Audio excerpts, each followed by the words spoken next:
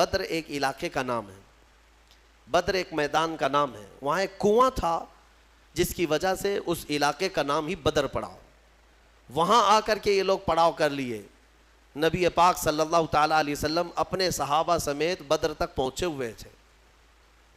اب حضور اکرم صلی اللہ تعالیٰ علیہ وسلم بھی اسی علاقے میں، اور یہ کفار و مشرکین بھی اسی علاقے میں آ گئے۔ اب مقابلہ کرنے کی غرض سے وہ لوگ آئے۔ اللہ تبارک و تعالیٰ نے اپنے حبیب پاک صلی اللہ علیہ وسلم کو حکم فرمایا کہ اپنے صحابہ کو لو اور ان کے ساتھ جنگ کرو۔ اب جب مولا فرما دے جنگ کرنے کے لیے تو پھر پیچھے ہٹنے کا سوال ہی نہیں ہوتا، پھر کوئی وجہ ہی نہیں ہے۔ نبی پاک صلی اللہ تعالیٰ علیہ وسلم جب صحابہ کو لے کر آئے تھے تو سچویشن کیا تھی، حالات کیسے تھے؟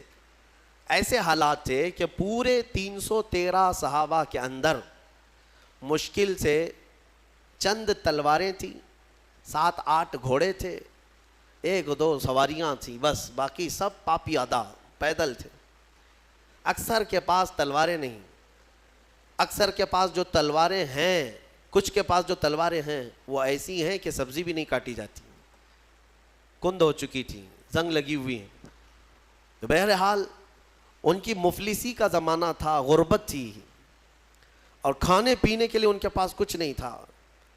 اب دیکھیں صحابہ اکرام حضور صلی اللہ تعالیٰ علیہ وسلم کے پاس جب تھے تو وہ علاقہ ریت کا تھا۔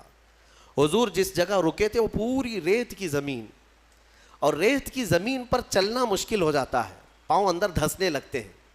صحابہ کو ریتیلی زمین ملی، اور مشرکین جہاں پڑاؤ کیے وہ مٹی کی زمین تھی، مٹی ہے تو مٹی پر پاؤں جمتے ہیں، تو اس بات کی خوشی پہ وہ ناچ رہے تھے، کل جب جنگ ہوگی تو ان کے پاؤں اکھڑ جائیں گے، چل ہی نہیں پائیں گے میدان میں، اور مشرکین پورے میدان میں جمے رہیں گے مٹی کی۔ اب بہت ساری چیزیں انہی کی حمایت میں نظر آتی ہیں، حالات ایسے لگتے ہیں کہ ساری فتح ان کی ہوگی۔ وقت سے پہلے ایسا محسوس ہوتا ہے، جب طاغوتی طاقتیں سامنے آتی ہیں تو اکثر ایسا لگتا ہے کہ سارا اب ان کے ہی پاس ہے، ہمارا کیا ہونے والا ہے۔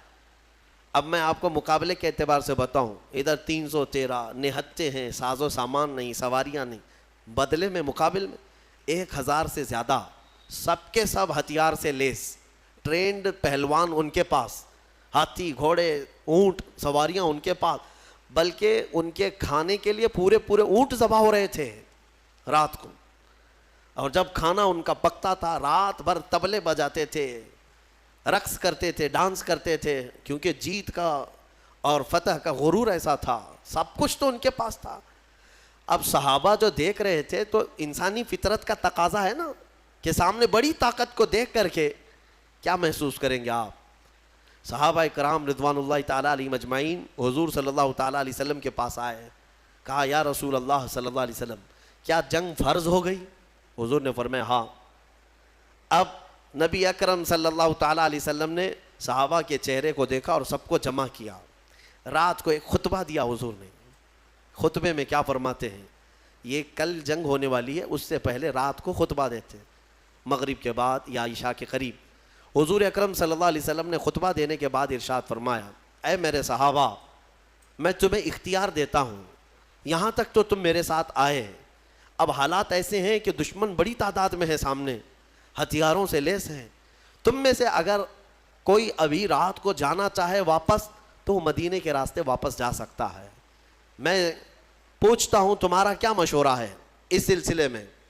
اب وہاں جو صحابہ تھے اس میں حضرت مقداد بن اسود ایک صحابی ہیں، کھڑے ہوتے ہیں، کہتے ہیں یا رسول اللہ صلی اللہ علیہ وسلم، ہم بنی اسرائیل نہیں ہیں کہ جیسے موسیٰ علیہ السلام سے ان کی قوم نے کہا تھا اذهب انت وربک فقاتلا انا ہاہنا قاعدون، ایک قوم کے مقابلے میں جانا تھا، موسیٰ علیہ السلام اپنی قوم کو بلا رہے تھے تو ان کی قوم نے کیا کہا تھا؟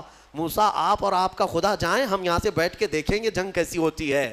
حضرت مقداد کہتے ہیں یا رسول اللہ، ہم وہ بنی اسرائیل نہیں ہیں جو اپنے نبی سے کہیں کہ تم اور تمہارا خدا جا کر لڑیں، ہم امت محمدیہ ہیں، ہم آگے بڑھیں گے، اگر آپ کے پسینے کا قطرہ گرے گا ہمارا خون کا قطرہ گرے گا۔ نبی اکرم صلی اللہ تعالیٰ علیہ وسلم کے بعد صحابہ ایک کے بعد دیگرے کھڑے ہوتے رہے اور پھر کہنے لگے یا رسول اللہ ہمارے ماں باپ، ہمارے اولاد، ہمارے مال و متاع سب آپ پر قربان ہے، یہاں آنے کے بعد پیچھے ہٹنا یہ جوانوں کی شان نہیں ہے۔ صحابہ کے اندر وہ جوش تھا، وہ جذبہ تھا، نہ صحابہ نے کبھی ہتھیاروں کی طرف دیکھا، نہ تلواروں کا دیکھا، نہ ساز و سامان دیکھا، بلکہ صرف دیکھا محمد ہمارے ساتھ ہیں، رسول پاک صلی اللہ علیہ وسلم ہمارے ساتھ۔ اب سنو اللہ کے نبی صلی اللہ تعالیٰ علیہ وسلم نے تسلی کے لیے کیا فرمایا۔ چند صحابہ کو لیا، میدان میں آئے، میدان میں آنے کے بعد معائنہ کیا اور فرمایا چند صحابہ ادھر کھڑے رہیں گے، کچھ ادھر رہیں گے۔ جنگ کی ترتیب میرے آقا بنا رہے تھے، لیکن اسی وقت حضور کے ہاتھ میں ایک لکڑی تھی، آپ نے ایک دائرہ کھینچا اور صحابہ سے کہا کل دیکھنا اس میں ابو جہل گر کے مرے گا، اور ایک لکیر سے دائرہ کھینچا اور کہا یہاں عتبہ مرے گا، اور ایک کھینچا کہا یہاں شیبہ مرے گا، جو بڑے بڑے ان کے پہلوان تھے ان کے نام لے کر لکیر کھینچ دیا حضور نے۔ اب صحابہ کرام جانتے تھے یہ لکیر عام لکیر نہیں ہے، دنیا اور زمین و زمان ٹل سکتے ہیں مگر یہ لکیر بال برابر بھی فرق نہیں کر سکتی۔ حضور پاک صلی اللہ تعالیٰ علیہ وسلم کا یہ فرمان صحابہ کے حوصلے اتنے بلند کر دیا، انہیں پتا تھا اب کل جنگ میں جو بھی ہوگا لیکن اتنا تو طے ہے کہ ابو جہل مرے گا، اتنا تو طے ہے۔ کیوں؟ غیب داں رسول نے ایک رات پہلے ہی بتا دیا ہے، اور وہ بھی لکیر کھینچ کر بتایا۔ اب یہ ایک چیز تھی، صحابہ کا حوصلہ بڑھا ہے۔ جب واپس آئے رات کو، کافی رات ہو چکی تھی، حضور سجدے میں گر گئے اور دعا کرنے لگے۔ دعا میں جو مناجات اپنے رب سے کر رہے تھے وہ الفاظ کیا تھے؟ اللہ کی بارگاہ میں یوں کہتے مولا تیرے یہ بندے، عاجز بندے تیرے دربار میں آئے اور سبوں نے اپنی طاقت اور استطاعت کے مطابق اپنی محنتیں پیش کر دیں، میدان تک آ گئے، اب اگر کل تو انہیں فتح نہیں عطا کرے گا، حضور یہ کہہ رہے اپنے مولا سے، اے رب اگر کل تو انہیں فتح نہیں عطا کرے گا لن تعبد ابدا، پھر قیامت تک تیری عبادت نہیں ہو سکے گی، قیامت تک پھر تیری عبادت نہیں ہو سکے گی۔ یہ شان محبوبی تھی۔ حضور اکرم صلی اللہ تعالیٰ علیہ وسلم اپنے رب سے گڑ گڑا کر مانگ رہے تھے۔ ابھی دعا سے آپ نے سر اٹھایا، بہت تیز بارش شروع ہو گئی، رات کے وقت بارش شروع ہو گئی۔ بارش ہونے کے بعد حضور نے اکرم صلی اللہ علیہ وسلم کے لبوں پہ مسکراہٹ آئی اور صحابہ سے کہا اللہ کی پہلی مدد آ چکی، اللہ کی پہلی مدد آ چکی۔ صحابہ نے محسوس کیا، کیوں جانتے ہیں؟ اس بارش کا اثر یہ ہے کہ جو ان کی ریتیلی زمین تھی صحابہ کی وہ مضبوط ہو گئی، اور ان کفار کی مٹی والی زمین کیچڑ سے پھسلنے لگ گئی۔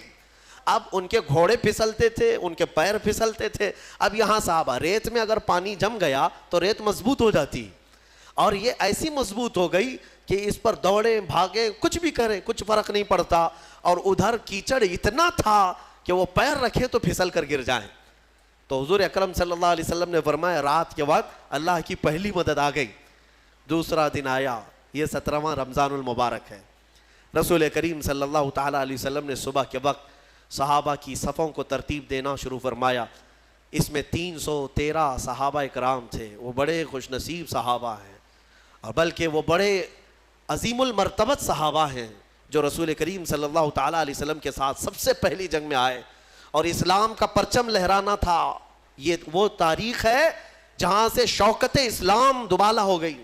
آج سے اسلام کی عزت میں جو روشنی آئی ہے یہ ایک الگ تاریخ ہے، ایک الگ تاریخ۔ اس لیے 17 رمضان المبارک یہ عام تاریخ نہیں ہے، ہاں یہ تاریخ اسلام کی شان و شوکت کو بلند کرنے والی تاریخ ہے۔ صبح صفیں ترتیب دی گئیں، جب صفیں لگیں تو میرے عزیزو حضور پاک صلی اللہ تعالیٰ علیہ وسلم سامنے کھڑے ہیں۔ ان صفوں میں صحابہ میں بچے بھی آئے ہیں، جوان بھی آئے ہیں، بوڑھے بھی آئے ہیں۔ حالانکہ بچوں پر جہاد فرض نہیں ہے، لیکن کچھ صحابہ جو ضد کر کے حضور پاک صلی اللہ تعالیٰ علیہ وسلم کے ساتھ جہاد میں شریک ہوئے تھے، حضرت معاذ اور معوذ رضی اللہ تعالیٰ عنہما، جن کی عمر 13 اور 15 سال کے بیچ کی تھی، یہ بھی صفوں میں کھڑے ہو گئے حضور پاک کے سامنے۔ حضور نے انہیں اجازت دی، ان کے شوق کی وجہ سے، ان کے رونے کی وجہ سے۔ اب جنگ جب شروع ہوئی تو سب سے پہلے حضرت ہوتا کیا تھا، مقابلے میں ایک ادھر سے آتا ایک ادھر سے آتا، یا 2 ادھر سے آئیں تو 2 ادھر سے، 3 ادھر سے آئیں تو 3 ادھر سے شروعات۔ تو کفار مکہ نے اس طرف سے بڑے ان کے جو پہلوان تھے ان کو بھیجا، اس میں عتبہ تھا، شیبہ تھا اور ایک بڑا کافر پہلوان. تو حضور پاک صلی اللہ تعالیٰ علیہ وسلم نے اپنی جماعت میں سب سے پہلے جنہیں اتارا وہ مولا کائنات حیدر کرار تھے. علی مرتضیٰ کو سب سے پہلے میدان میں اتارا. ان کے بعد دوسرے نمبر پر امیر حمزہ رضی اللہ تعالیٰ، تیسرے پر حضرت ابو عبیدہ بن جراح. یہ تینوں اپنے زمانے کے ایسے قوی اور مضبوط لوگ تھے کہ ان کے مقابل میں جلدی کوئی آتا نہیں تھا. لیکن ان تینوں میں سب سے کم عمر حضرت علی کی تھی. حضرت علی کرم اللہ وجہ الکریم کی عمر اس وقت بڑی کم تھی، یعنی تقریباً آپ کی عمر 24 سال کے آس پاس، 24 سے 25 سال کی جوانی تھی. حضرت علی رضی اللہ تعالیٰ عنہ بھی آئے، حضرت امیر حمزہ، حضرت ابو عبیدہ بن جراح ادھر سے جو مقابل میں آئے. تو سب سے پہلے جب مقابلہ ہوا تو حضرت امیر حمزہ رضی اللہ تعالیٰ عنہ کے مقابل میں جو آیا تھا وہ ایک ہی وار میں ختم ہی ہو گیا. اور حضرت علی کے مقابل میں جو پہلوان آیا اس نے لڑنے سے انکار کیا، کہا کہ میں بچوں سے نہیں لڑوں گا، میرے مقابل کا کوئی بڑا آدمی بھیجا جائے. کیونکہ حضرت علی کی عمر چھوٹی تھی، اس نے کہا کہ میں چھوٹی عمر والوں سے، بچوں سے نہیں لڑوں گا. حضرت علی رضی اللہ تعالیٰ عنہ نے اس وقت فرمایا محمد صلی اللہ تعالیٰ علیہ وسلم کے غلاموں کے بچوں سے پہلے نپٹ لے، بڑوں کو بعد میں بھیجا جائے گا. اور وہ کیا نپٹتے، کیا مولا کائنات حیدر کرار کبھی وہ ان کے سامنے کوئی مقابل میں آ سکا؟ یہاں تک کہ خیبر کے جنگ کے موقع پر فرمایا گیا حضرت علی کے سامنے جب مرحب ایسا پہلوان آیا تھا جو 1000 آدمیوں سے تنہا لڑتا تھا، وہ حضرت علی کے سامنے آیا تھا. وہ بھی لوہے کی ٹوپی، اس کی سب سے مشہور ٹوپی تھی لوہے کی، پہن کے رہتا لوہے کا زرہ، اور حضرت علی اس کے مقابل میں آئے. اس وقت حضرت علی کی حالت تو یہ تھی کہ آنکھیں لال ہو گئی تھیں، آشوب چشم کی بیماری تھی اور بخار تھا، بخار بھی ہے اور آنکھیں لال تھیں وہ خیبر کے موقع پر. تب حضرت علی نے مرحب کے ساتھ جو مقابلہ کیا وہ ذوالفقار حیدری، جو تلوار ہے آپ کی، اٹھا کر جو مرحب کے سر پر مارا تھا تو وہ لوہے کی ٹوپی تک 2 ٹکڑوں میں تبدیل ہو چکی تھی. وہ وار کیا تھا، حضرت علی رضی اللہ تعالیٰ عنہ کے وار سے کوئی بچ پائے گا؟ یہاں بدر کے میدان میں بھی جو آیا وہ تھوڑی ہی دیر میں مقابلہ کرتے کرتے حضرت علی کے ایک وار میں اس کی گردن ہوا میں اڑی اور نیچے آئی. یہ وہ منظر تھا جب پیچھے جو صحابہ تھے انہوں نے دیکھا تو بلند آواز سے نعرہ تکبیر بلند کیا تھا اور پورا میدان گونج اٹھا تکبیر کی آواز سے. اسی کو تو اقبال نے کہا تھا کفر دم توڑ دے گا ٹوٹی ہوئی شمشیر کے ساتھ، کفر دم توڑ دے گا ٹوٹی ہوئی شمشیر کے ساتھ، گر تم نکل آ جاؤ ایک بار نعرہ تکبیر کے ساتھ. وہ تکبیر کی آواز وہی تھی جو صحابہ، ان کی تلواریں کیا تھی. اس کے بعد مقابلہ شروع ہوا. شروع میں ایک کے بعد دیگرے ہوتے تھے، پھر گھمسان کی لڑائیاں، یعنی صفوں کی صفیں آپس میں مل جاتی. اب یہ مقابلہ اس قدر سخت ہو گیا کہ دوپہر کے وقت اللہ تبارک و تعالیٰ نے 3000 فرشتوں کو اتارا. قرآن میں اذ تقول للمؤمنین الن یکفیکم ان یمدکم ربکم بثلاثة آلاف من الملائکۃ منزلین. حضور صلی اللہ علیہ وسلم دیکھ رہے تھے کتنے فرشتے آئے اور صحابہ سے کہہ رہے تھے اب ڈرو مت، لڑو. کیا تمہارے لیے اتنا کافی نہیں ہے کہ اللہ نے 3000 فرشتے تمہارے لیے اتارے؟ بلا ان تصبروا وتتقوا ويأتوكم من فورهم هذا يمددكم ربكم بخمسة آلاف من الملائکۃ مصومین. اللہ فرماتا ہے ہاں کیوں نہیں، جب تم لوگوں نے صبر کیا، استقامت سے کھڑے رہے میدان میں، تو مولا نے اپنی جانب سے مدد کرتے ہوئے 5000 فرشتوں کو اتارا.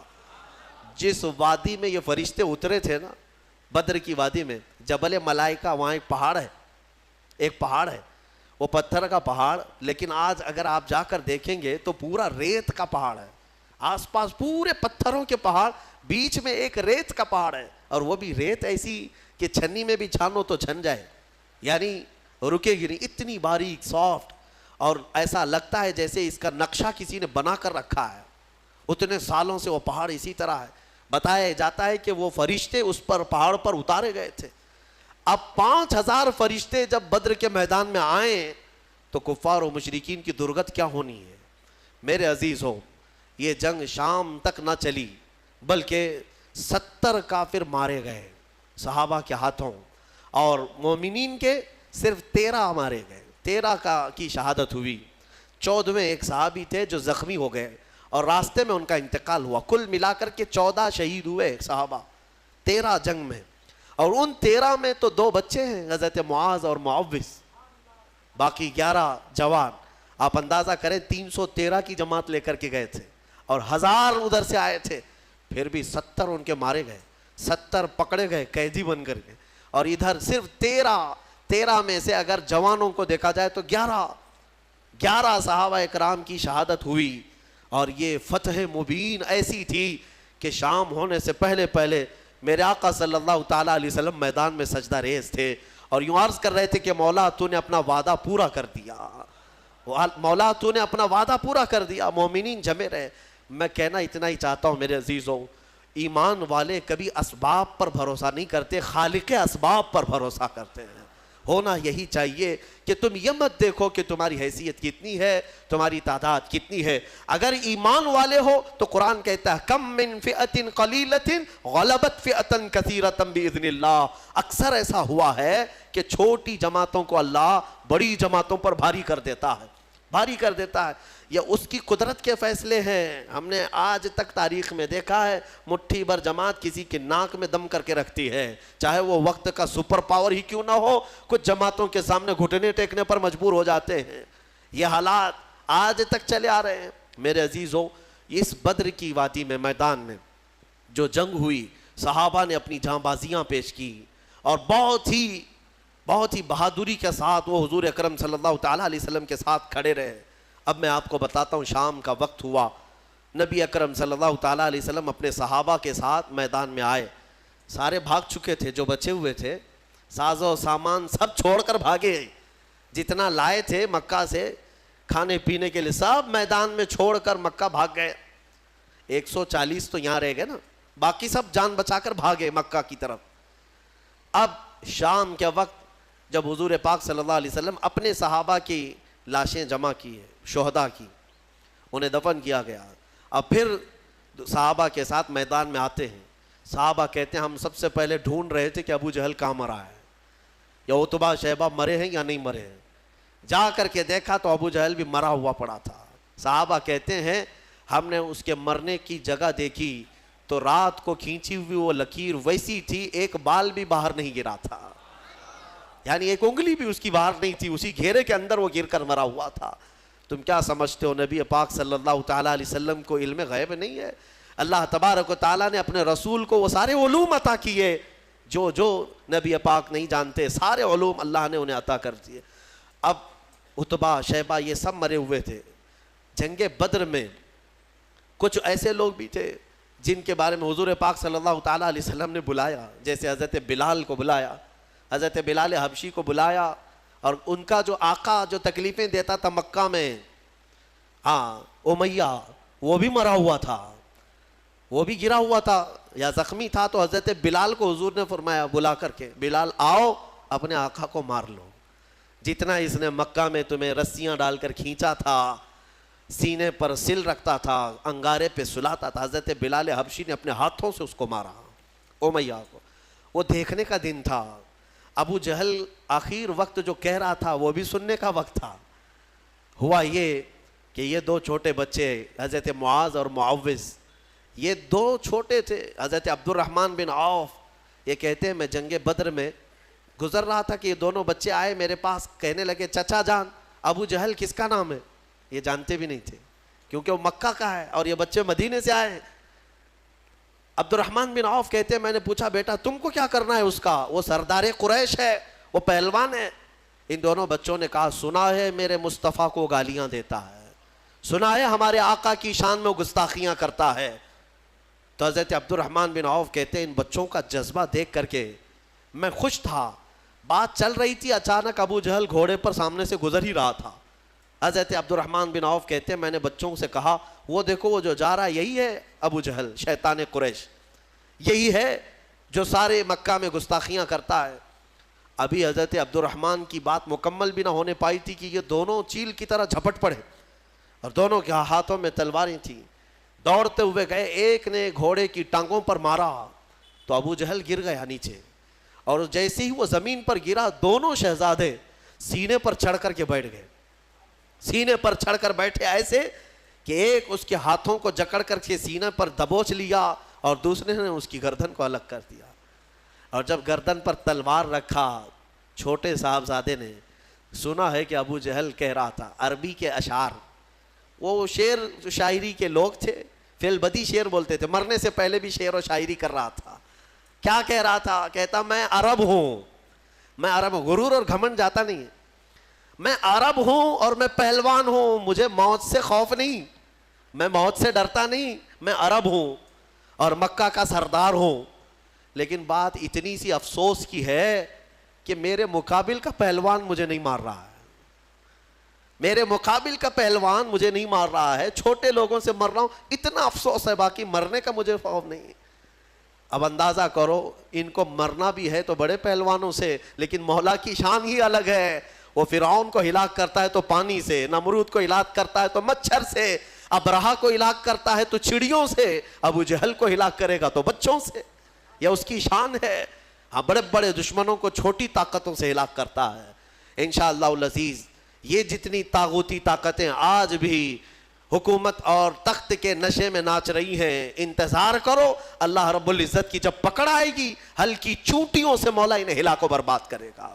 ویسے تو یہ آئی گیا ہے وائرس جو نظر بھی نہیں آتا, یہ گردن میں جاتا ہے کہ دماغ میں جاتا ہے, پتہ نہیں کتنے ویریئنٹ لے کر کے آ رہا ہے. ہاں, ہر مہینے نئے نئے گھونگھٹ اوڑھ کر کے آتا ہے یہ کورونا, دیکھ بھی رہے ہیں آپ. ہاں, ہر مہینے نئی نئی دلہن ہے, اس کے نئے نئے جلوے ہیں.